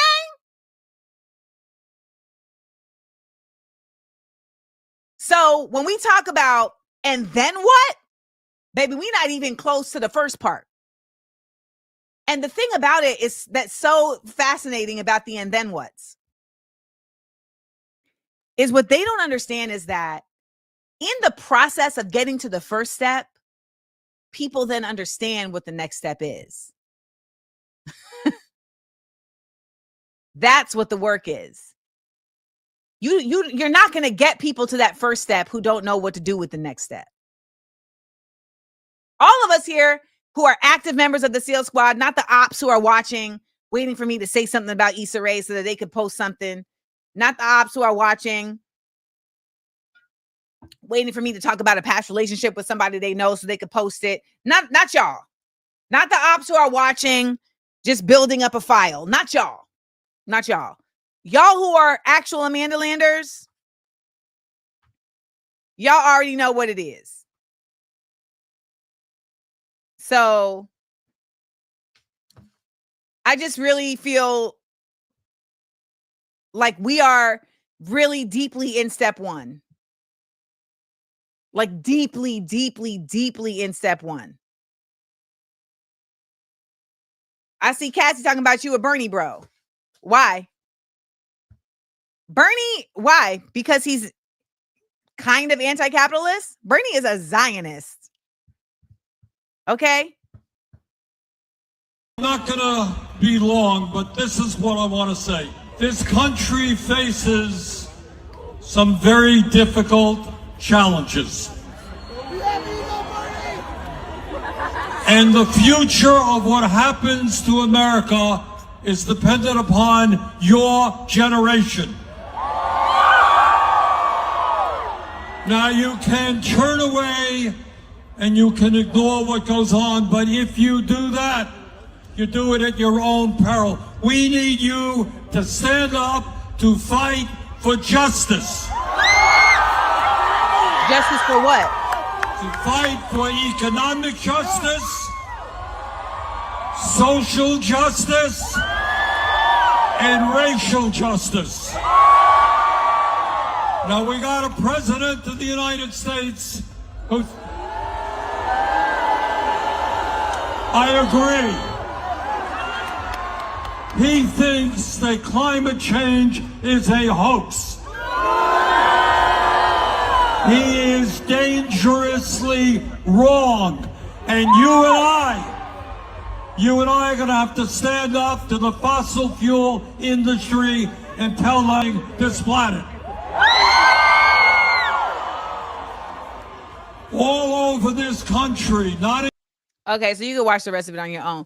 But, you know, him and AOC are on an award tour with Muhammad, my man, going each and every place with a mic in their hand. Which, you know, is essentially just trying to bring people to some Democrat agenda that doesn't really exist.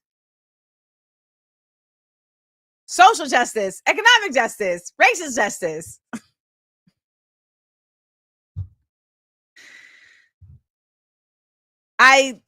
It's the generalities that really, for me, end up throwing me out. Miss Seals, the truth is the ones on top gut education and critical thinking for over 30 years. That's why a lot of people can't see the benefits of striking and challenging the status quo. 1000%. You know, AOC and Bernie Sanders are out here touring, but again, there's no plan. It's just, you got to stand up. Okay. You got to stand up. All right. Well, they are standing, because at Coachella, it's really a lot of standing and sitting on the ground. So,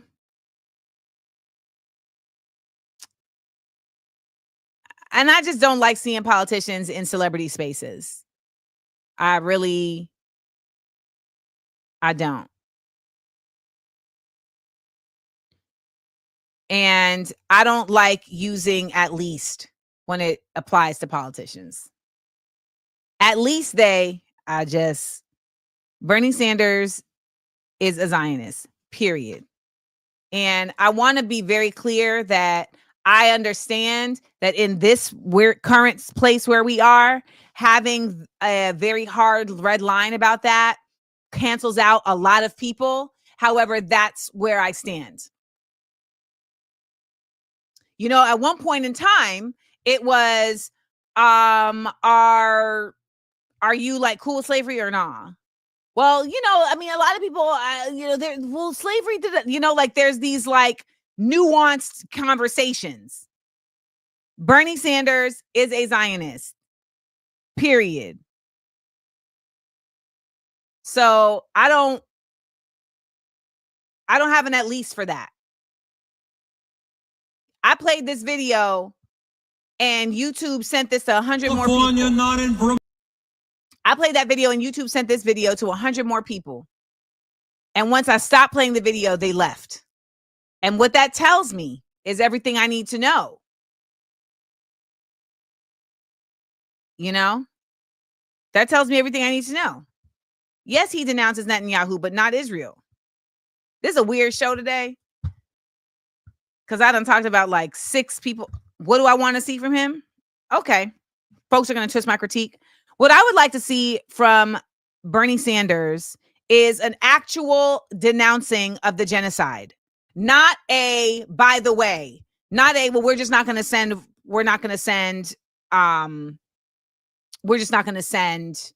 weapons. No, because that is not really what needs to be said.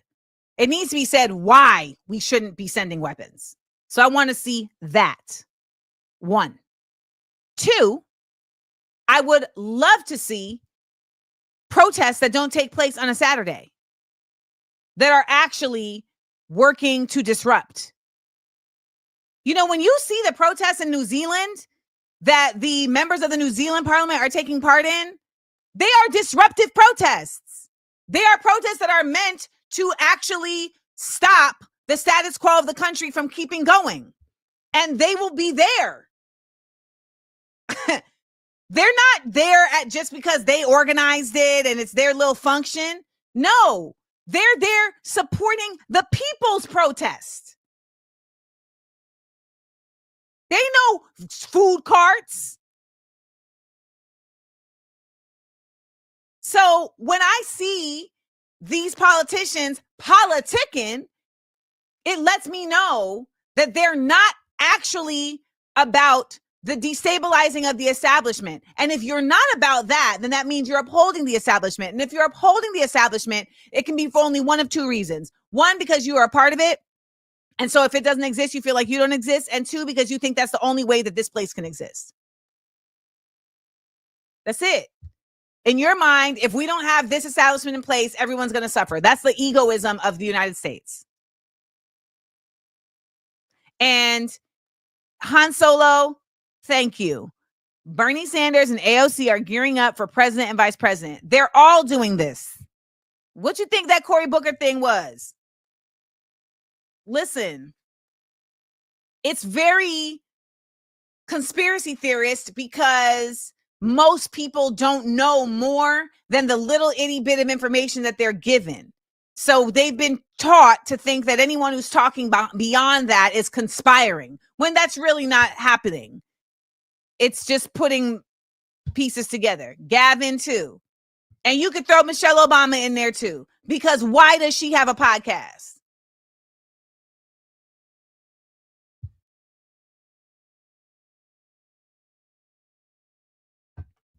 And I think all of it is interesting because I don't think they're going to have another election. So I think all of that is nonsense. And I would feel way more convinced by them if I didn't feel like there was always an effort to keep their position in the back of their mind. That's what I get. And I can't shake that feeling. It feels like there's always self-preservation happening. So that's what I would want to see. It's 12:30. And we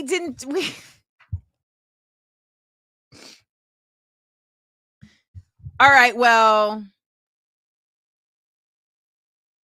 tomorrow we got a lot of stuff to discuss because we didn't get to talk about it today, but I really want to talk about it. Okay. So Cassie said, I wish the world courts had more power. Agreed. And we're going to talk about that tomorrow because Sudan is taking the UAE to the ICJ. Israel struck Al-Ahli Hospital, which is northern Gaza's last fully operating hospital. We're going to talk about that.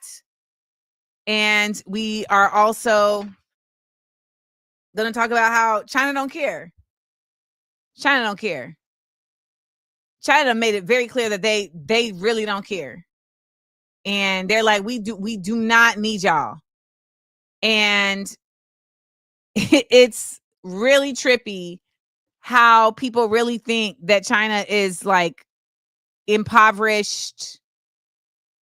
I don't know why people just are. I do know why, but people have no idea what's going on in China, but they think China need us. And baby, China don't need us. No, they don't. Tomorrow, we'll be joined by Morgan DeBon, the owner of Blavity. Morgan will be talking to us about what a recession is. What a recession is, how there's a recession, and why there would be a recession.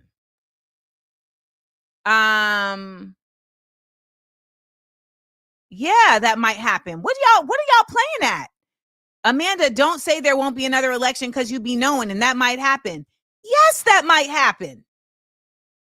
Yes, that is the goal. One thing I want to also just remind y'all with a little bit of hope is that these folks is evil.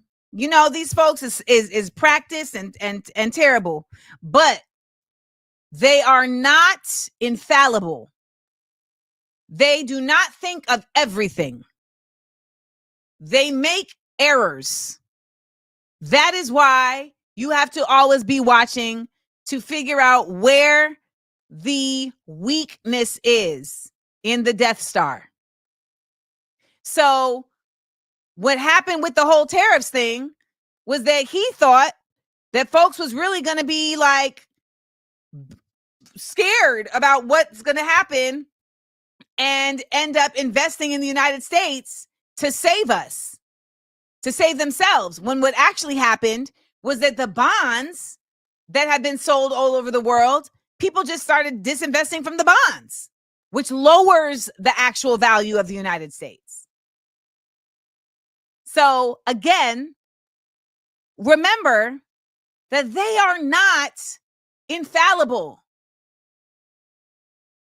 They make errors, they make mistakes, and honestly, it is their egoism and white mediocrity and American exceptionalism that is going to be the thing that causes all of that to crumble. It ain't even probably going to be us. It's going to be them. So,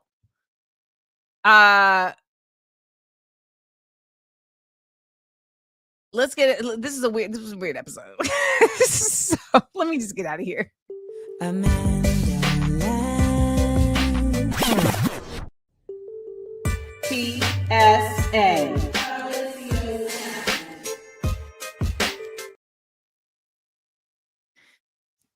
I want people to really understand that they don't understand what protest means. I think some of y'all have really taken for granted that maybe you came across videos of people marching and you have kind of like seen folks in history class marching, etc., but you don't really know what resistance is. And so you need to research what resistance actually is. You need to be looking at what the Arab Spring was and why were the young people of Egypt rising up in the Arab Spring. That ended up going left, but it was still an uprising. You need to be looking at the documentary Soundtrack to a Coup d'etat so that you can get an understanding of how the people of the Congo were rising up. What does protest look like to them? You need to be looking at the documentary Amandla, Apartheid in 4-Part Harmony, about South African anti-apartheid movement that also speaks directly to how music played an imperative role in the anti-apartheid movement of South Africa. You need to be looking at the Hong Kong movement that's been going on for decades now, of students in Hong Kong working to try to get Hong Kong its own it's its independence. You need to be looking at the Korean island of Jeju, which in the same year as the Nakba in 1948 stood up against the United States and the Korean government because they did not want there to be the 38th parallel that separated North and South Korea, because once that happened, it was going to separate families forever. And Jeju Island stood up and they were massacred. 70% of the homes on the island were burned because the people stood up and said, we're not going to have this. However, that lives on in the Korean people, who we have seen just recently give us a demonstration on what protest and resistance really is. And protest and resistance is about commitment. It's about regimen. It's about discipline. It's about community. And it requires you to know what you're protesting for and believe in it. So when a lot of y'all are saying, what do we do next? How about start by knowing what you believe in so that you can know what the heck you need to be out here fighting for. Because I don't think enough of us really, really actually know. PSA.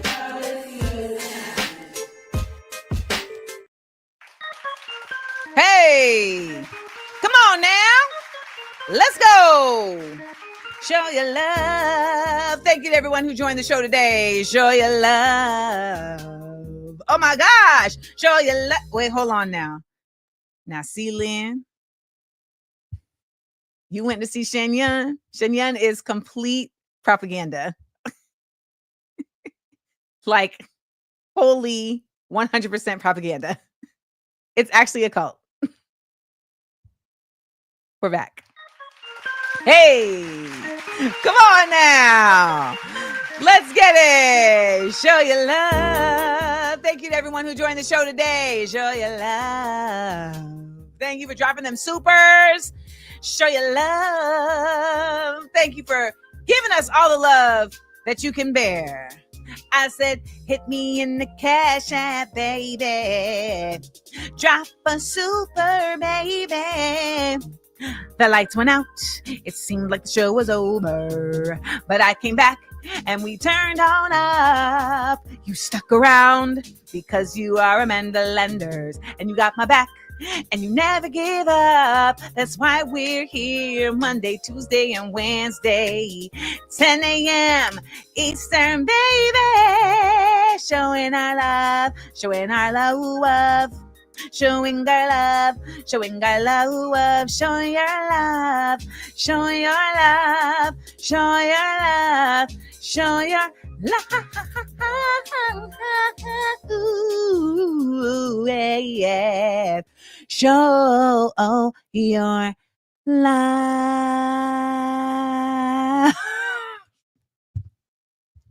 That was a good one. That was a good one.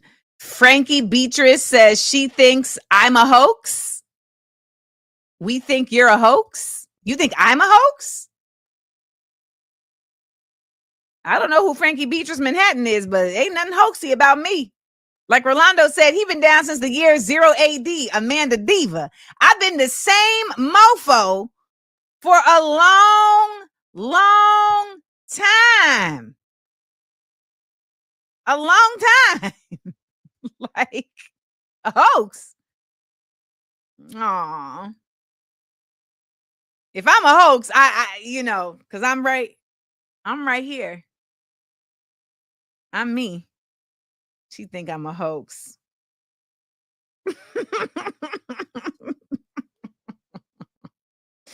Oh man, people be just talking. Well, I'll tell you something that's real. Something that's real is that you can now get the drop, the latest drop on the Amandaland export site. And I'm very excited about it. And I have to remind everyone who didn't get to see it in the beginning of the show. Amandaland Exports is where you can get art created by yours truly, handcrafted by yours truly.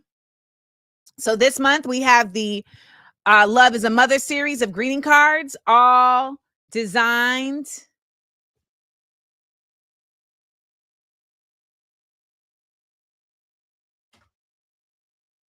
Frankie, what you think is happening here? Do you think that you're like schooling people? I have read Behold a Pale Horse.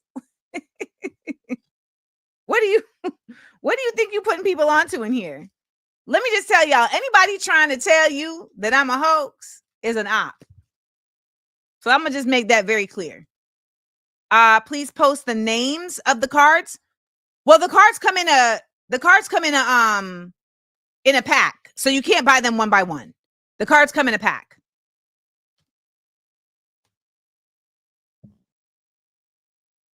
So there's that, and then you can get your pen. All right. She's so pretty. The camera is not really being helpful, but she's so pretty, y'all. I love the brown and the brown. So pretty.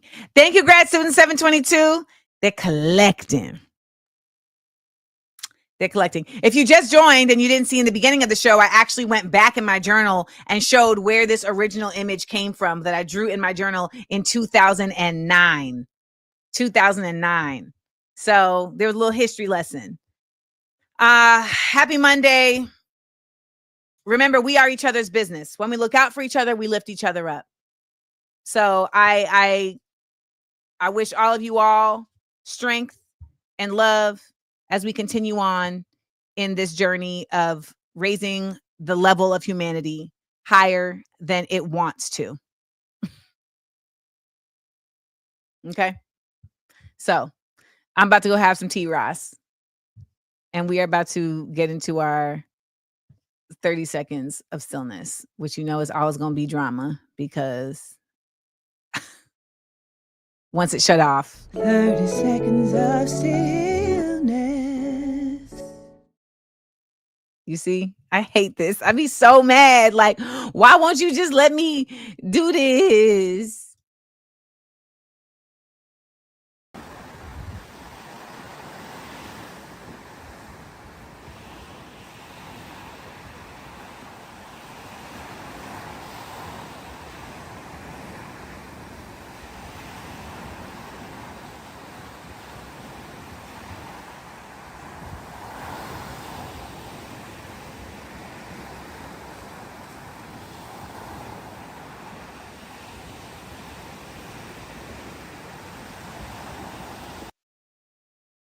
I enjoyed laughing and learning with you. Please make sure to like, comment, and subscribe. And tell your friends. Also, listen to the podcast. It's available everywhere pods are casted. Listen ad-free by subscribing to Patreon Amanda Seales. Come on and join the Seales Squad. Views from Amandaland. Live 10 a.m. Eastern, Monday through Wednesday, with content on Thursday and Friday at YouTube Amanda Seales TV. Smart, funny, and